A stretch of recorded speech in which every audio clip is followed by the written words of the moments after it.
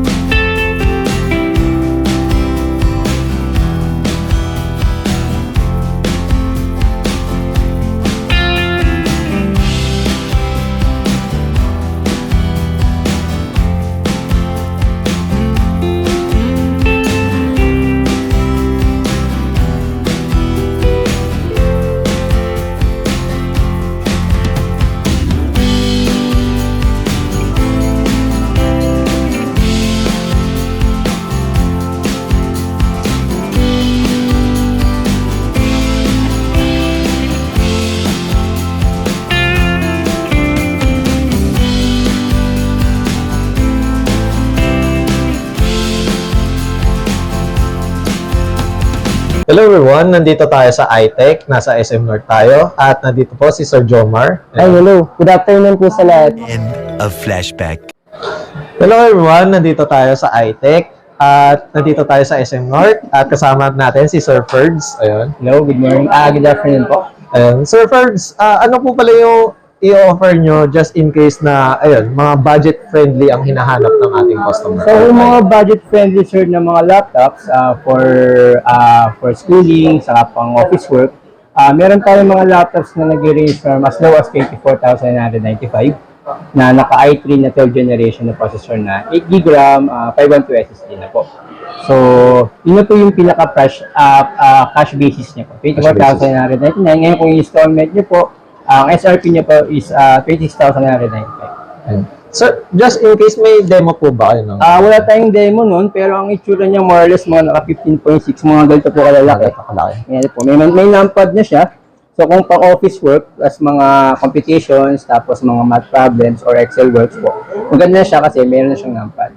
Unlike yung mga naka 14 inches, so, ang advantage naman sa mga 14 inches, mas mas preferable sa mga estudyante, saka yung mga laging nasa site kasi mas magaan siya. Just in case pala sir, yung dun sa budget meal nyo is mayroon na po ba siyang mga built-in na Zoom, mga ganun? Pwede naman pong install yun since free applications naman po siya. Karaniwan po, libre na po namin siyang install dito, lalo na kung mga free applications naman. Okay, sir. Ngayon, kung for example, kailangan nila ng Microsoft Office, meron naman tayong mga ina-avail na lifetime, saka 1 year na subscription. Sir, just in case sir, ayun nga, medyo may kaya naman si client or si customer sir, is ano po yung i-recommend nyo na pwede natin ipakita na isa sa mga mga working? Ayun. Depende kasi yung sa yun nga. Kung sa working kasi, tapos kung may preference siya na baga pang anti-stress na gaming siya on the side, meron naman tayong mga laptops na, for example, pwedeng gamitin sa gaming, saka pwede rin pong gamitin sa for work. For example, ito po, yung ating Asus VivoBook Pro, kasi meron na siyang video card. So, meron siyang naka RTX 3050, so pwede ka na dyan maglaro ng mga games, mga online games, tulad ng Valorant, and Genshin Impact, mga ganon. Tapos kung ang hobby mo naman is mga graphics design, Photoshop, video editing po, kaya na rin niya. Tapos mataas na rin yung video card, yung RAM niya, so makakapag-multitask ka dyan. And ang maganda dito, may kasama ng Office Home and Student 2021. So, dun pala makakatipid na siya ng 6,000 pesos. So, very good siya for work and for for play. So, pang anti-stress o kaya kung ang work mo is for medyo graphics involved or designing involved, pwede po. Saka very lightweight siya compared din sa mga regular na gaming laptops na makikita mo. Goods na pala siya. Below 60. Then sir, just in case pala sir, kaya niya rin po ba sa mga high-mid gaming or pang-mid lang siya? Low to mid gaming po, pag mga ganitong specs po. Kasi meron naman tayong mga preferred talaga, yung mga, example, yung mga naka 40,000 series natin, yung mga ganito po. Ito mga mid to high gaming po, yung mga AAA games na tulad ng CSGO, yan, mga Warzone po, yan. Kayang-kaya na niya. So, tataasan mo lang yung ibang aspects niya. For example, yung RAM, which is ito, tulad na itong laptop na ito na model, pwede mong i-upgrade hanggang 32GB. So, sa storage naman, may slot pa siya for additional na M.2 na hanggang 1TB. Yeah. Sir, kapag sir, gusto talaga nila mga pang high-end, ano po yung pwede nyong i-recommend sa kanila? So, sir? meron tayo, sir, na kung laptop talaga yung preferred nila, meron naman tayo tulad ng mga Predator series natin, saka mga ROG series. Yan po yung mga medyo matataas na yung presyo, saka mas mataas na yung specs. Pero kung pang bahay lang naman, o kaya pang office, hindi ka naman gano'ng maalis, recommend na mag-PC build na lang. Para at least, ma-adapt nila kung ano yung parts or yung performance ng laptop na based din sa gameplay nila. Sir, regarding po pala sa mga gaming PC, ano po yung pinaka-lowest at pinaka-sagad na Sa price? pinaka-lowest, sir, meron tayong, kung cash basis naman sila, ang pinaka-lowest natin na may offer is around 41,000. 41,000. So, yun yung pinakamababa. Actually, may mga brands na siyempre ngayong peak season, may mga nag-offer yan, mga siguro around 40,000 pag cash basis po. Tapos may mga additional freebies pa po yan. So, ayun po, kung ang budget nila around 40,000 lang or 41,000, may mga offer naman tayo basta cash basis. Then, ano po pala yung usual freebies nyo? Just in case. Karaniwan sir, kung depende kasi sa mode of payment, pero kung per cash basis or state payment, or around hanggang 6 months na installment po, nag-offer kami ng inside yung bundle po sa laptop, meron na yung backpack, tapos syempre yung laptop mismo. Tapos kung outside po, yung mga in-store freebies, karaniwan po binibigyan namin sila ng bundle na gaming keyboard, gaming headset, gaming mouse. So, tapos meron na siyang gaming mousepad na po. So, all-in-one bundle na yan. So, ang problemahin na lang pala ng ating customer is yung skills nila sa laro. Oo, sir. So, Kasi kung maganda ngayon, PC or laptop mo, sa may, yan. Then, sir, kapag sana naman pala, mga built-in PC, sir, ano pa yung i-recommend nyo or hot item na inaano nyo? actually, sir, depende yun sa paggagamitan nila. So, ang budget nila for for CPU. For example, itong build na to, ito pwede ka na po dito makapag-Dota, Valorant po, mga online games. So, ito nag-range ng 2699. System unit lang siya. Okay. So, syempre, wala pa po dyan yung operating system sa kung ano mga applications na license po na gusto nyo ikabit. So, ayan po yung isa sa mga pinakamababang build po natin. So, pwedeng tumaas, pwedeng bumaba pa. Depending po sa paggagamitan nyo, saka kung ano po yung mga requirements. Sir, just in case, ayun, yung iba kasi nating viewers is namamablema about sa mga installation sa mga games sa PC or sa laptop. Pwede po ba sila magpa-install na lang sa inyo? Kung bumili sila? Pwede naman sir, basta on hand naman po yung mga kailangan nilang application, saka kung hindi naman po tayo magkakaproblema sa licensing, so pwede namin install po yan para sa customer. Kasi syempre yung iba hindi masyadong techie, more on lang talaga sila. We make it the point na pag iuwi nila yung PC nila or yung laptop nila, gagamitin na lang nila. So, karaniwan tinatanong na po namin kung ano yung mga pwede namin may tulong or kung may kaya pa silang idagdag kung available naman sa store is titulungan namin or ino-offer na rin naman po namin sa clients. Ayun. Sir, kasi di ba magki-Christmas, na tayo Christmas, tapos Christmas season. Ano pala yung usual na, niya sir, discount or promotion dito sa mga Bale yun nga sir, ang karaniwang discount, all year round naman siya, hindi lang ngayong peak season. Yun nga, pag cash basis, meron tayong discount from the SRP po. Then, kung sakali naman po na medyo limited sa budget, meron tayo ngayong tinatawag na retailer zero sa home credit. Kung wala po silang credit card, so pwede nilang ma-avail ng 0% installment po yung mga laptops na preferred nila. Basta pasok po dun sa ating promo po. Okay, sir. Then, ayun, sir, bukod pala sa mga laptop, PC, ano pa po pala yung mga other services na pinaprovide niyo? Ayun, sir, nag-upgrade naman tayo. Basta sa atin yung binili yung Mga parts. yung laptop, saka yung parts. Tapos, syempre, kung hindi naman po sa amin galing yung laptop, may additional charges naman for service charge. Then, depende na rin po sa technician kung covered natin yung services na in-offer na, for example, cleaning o kaya formatting po, in-offer naman natin yan. Pero depende pa rin po sa atin kung available pa services po. Okay, sir. Sir, just in case, magkano po pala yung mga price range sa speaker or sa mga headset? Sa speaker, sir, so depende po. Meron kasi mga common lang na speaker. Pero ang karaniwan kasi na i-offer namin, lalo na pag gamings po, ito po yung mga natin. So, meron tayong mga Red Dragon na speaker po. Ito yung pinakamura natin. So, nasa around 895 lang. Then, meron din tayong mga Logitech speakers. Yan. Yung kanina, merong isa medyo budget friendly. Worth 2,000 pesos lang siya na Z313 po ni Logitech. Nabenta na lang kasi.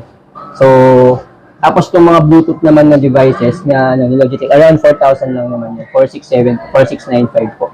Sa mga headset din tayo, ang karaniwan na mabenta sa amin si Red Dragon siya kasi medyo intro-level kasi yan na for gaming saka for office work na rin siya. Kasi minsan nakikita ko rin to sa event kapag ayan yung mga sponsor nila po. Ngayon kung gusto mo naman ng medyo talagang pangdikdikan ng mga gaming, meron naman tayong Steel Series, saka si Razer naman po. Yan naman po yung mga kilalang brands talaga pagdating sa mga gaming accessories po. Then, ayun sir, syempre, gusto nila magandang sound. Syempre, yung iba naman, gusto nila maganda ng keyboard. Ano po yung sa keyboard na rin Sa keyboard sir yun, yun din, meron din tayong ano sir, Steel Series, si Red Dragon, tapos pero ang medyo medyo hanapin talaga sa amin, si Royal Sludge po. Royal. Pagdating sa mga mechanical keys, yan, mga unstoppable na po siya. So, lalo-lalo na sir, pag gaming kasi, yung iba kasi talagang gusto nila yung mas clicky. Yan, meron din na tayo in-offer yung kay Asus po, saka yan.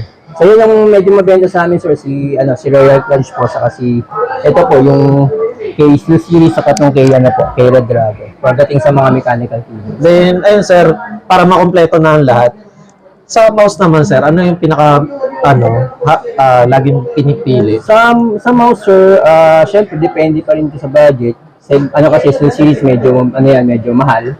So, kung talagang gusto mo kung core gamer ka tapos talagang pa-program sa mas mataas yung mga DPI niya. So, yan kay Steel Series saka kay Razer. Yan. Yan yung mga talagang pang hardcore. Saka maganda sila kasi may mga kulay-kulay pa na RGB po. Tapos syempre kaya lang brand.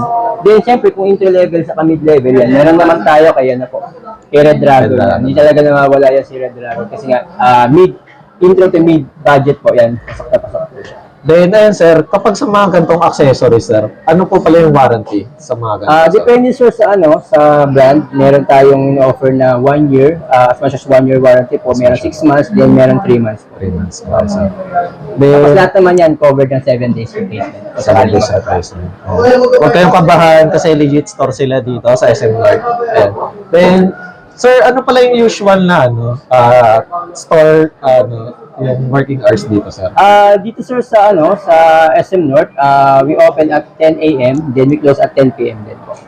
So, every branch po may kanya-kanya pong mall hours. So, depende po din sa branch or depende po din sa mall na po yung branch. So, example, sa V Mall, alam ko, lang sila, hanggang 9 lang sila. So, depende po din sa, kung ano yung store location po nila, depende po sa mall, kung ano po yung operating hours nila. Yan, check nyo na lang guys, baka masarado kayo. Dito po sa SM North, hanggang 10 a.m. to 10 p.m. po. Yeah. Then, sir, ayun, Sir Fergs, pa-invite naman na pumunta sila dito. Okay, sir, ma'am, sir, so, hopefully po madaan po kayo rito sa SM North, EDSA, iTech po sa 5th floor, Cyber Zone. So, kung meron po kayong computer needs, laptop, desktop, saka mga gaming essentials po, and gaming consoles, open po kami para i-assist po kayo. Yeah. Once again, Sir Fergs, ayun, thank you. Thank you very much.